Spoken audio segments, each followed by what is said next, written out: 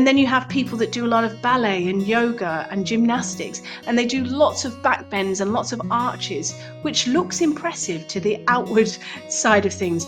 But what they're doing is increasing the level of contraction and tightness through the back of their body. So they're hunkering down and tightening the back of their rib cage. So they feel that they've got this great flexibility, but they're reinforcing a pattern of rigidity and tightness through their back and through the back of their rib cage.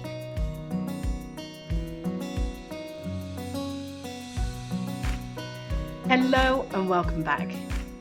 Now, I'm going to cover today a question that's landed within my inbox, and it's about the most common things that I see in my clinical practice and what I also see when I'm dealing with people online.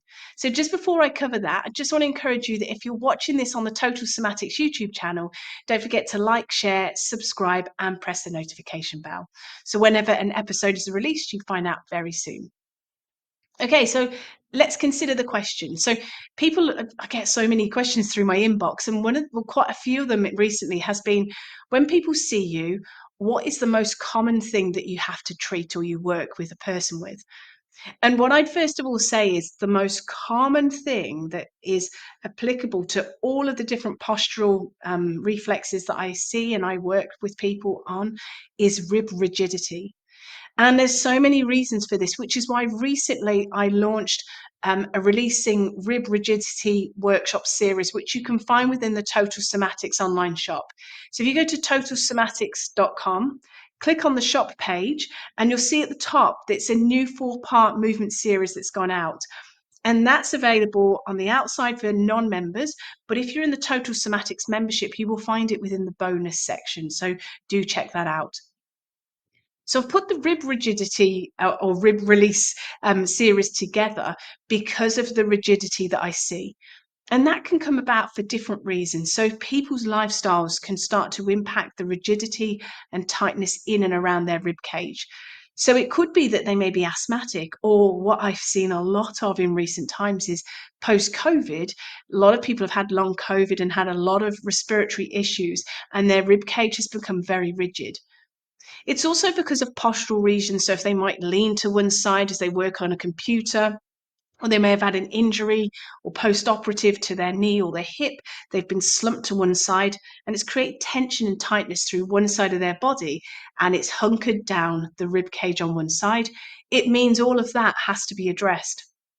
It could be they spend large amounts of time sitting at a computer or on mobile devices. And it could be, again, different age groups, people gaming, they lean their elbows on their knees, lean forward in their gaming.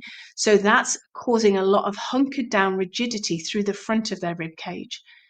And then you have people that do a lot of ballet and yoga and gymnastics, and they do lots of back bends and lots of arches, which looks impressive to the outward side of things. But what they're doing is increasing the level of contraction and tightness through the back of their body. So they're hunkering down and tightening the back of their rib cage.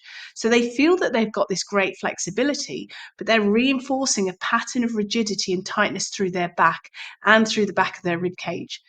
So people will come in, and that's the first thing that I'll address, because until we get the movement back through the rib cage, they stay very hunkered down and tight through that area. And if you're familiar with clinical somatics and the approach of how our brain patterns tension through habits and through stress responses, you'll know that it always starts at our tailbone. So in the tailbone and all the six-pack muscles, all of that area, the abdominal region tightens, that six-pack muscle shortens, which can tuck your tailbone up and under. It depresses or drops and lowers your rib cage and your shoulders roll forward. That's the stress response.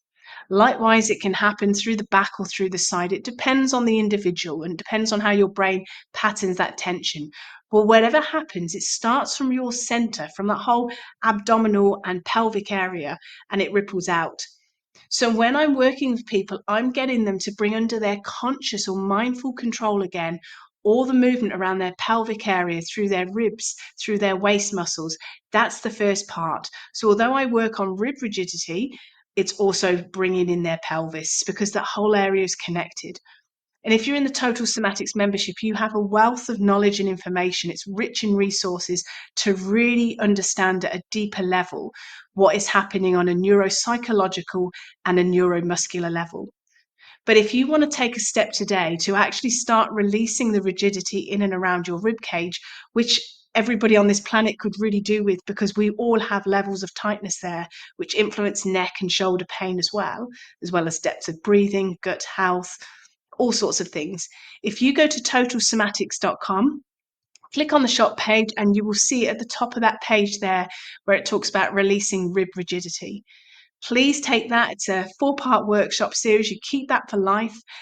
But also, if you're in the membership, you don't need to go into the online shop. You will find it in the bonus section.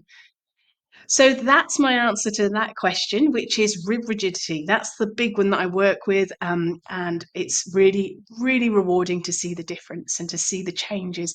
And I always say to people, if you want to get a boob lift, come and see me, because you will sometimes see, and if you haven't seen it on the before and after photos as well, you'll see how their boobs will be lifted. The chest is broad and spacious and really open, because we've lengthened their beautiful posture. We've opened their chest. They look like they have more confidence rather than being dropped down. And likewise, if you've got other people coming in, they notice things such as the freedom and the openness through their neck, the less rigidity, and then they can feel their breath is deeper because their ribs are swinging out. We've got much more lung capacity. And just consider, if you're getting bigger, better quality breaths, you're increasing oxygen into your tissues.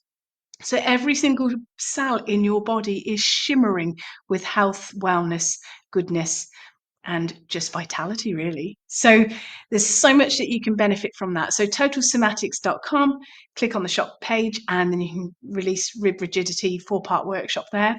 If you want to come and join the Total Somatics membership, where we can really delve deep into so many more facets, go to totalsomatics.com, click on the join now page. And if the membership doors are currently closed, just leave your details on the wait list, and the next time that the doors open, you will be the first to find out.